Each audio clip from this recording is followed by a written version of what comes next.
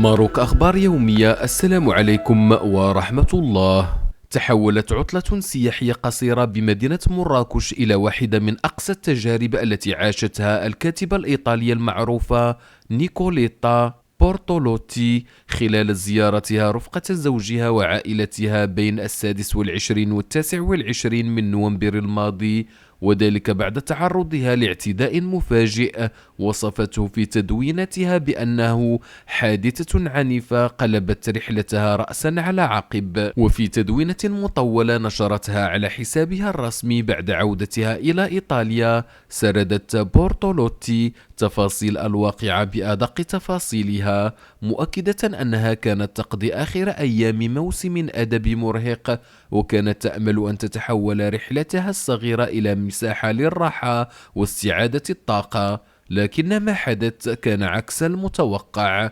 وتقول الكاتبة إن الحادث وقع بشكل مباغت مخلفا إصابة جسدية ونفسية جعلتها تعيش لحظات صعبة قبل أن تتدخل السلطات المغربية بسرعة كبيرة، وهو ما أثنت عليه بشكل خاص في تدوينتها، حيث كتبت: وجدت تضامنا كبيرا من الناس في الشارع ومن الطاقم الطبي ومن الشرطة التي عملت بجد للوصول إلى المعتدين. وأكدت بورتولوتي في رسالتها أن الشرطة المغربية تمكنت من توقيف المتورطين في وقت وجيز، مشيرة إلى أن القضية قد تأخذ منحى قضائيا خطيرا وربما تكيف كتهمة محاولة قتل بحسب ما أخبرت به.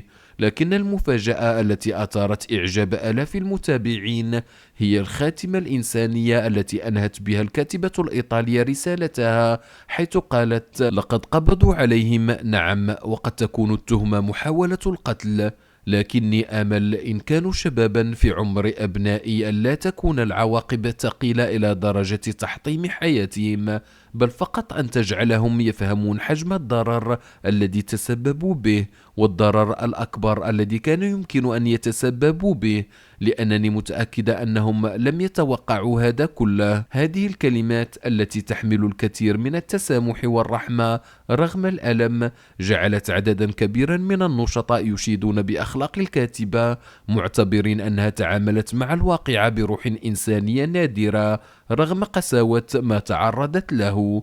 كما أثنت الكاتبة بشكل كبير على المغاربة الذين ساندوها أثناء الحادث، وعلى سرعة تدخل الأمن، وعلى تعامل الطاقم الطبي، مؤكدة أنها شعرت بتضامن حقيقي في لحظة صعبة. وفي ختام هذا التقرير أخبروني في التعليقات ما رأيكم في موقف الكاتبة الإيطالية، وهل ترون أن رسالتها قد تغير الصورة النمطية التي يروج لها البعض ضد المغرب؟ ولا تنسوا مرة أخرى الاشتراك، الإعجاب، وتفعيل الجرس، دعمكم هو قوة هذه القناة.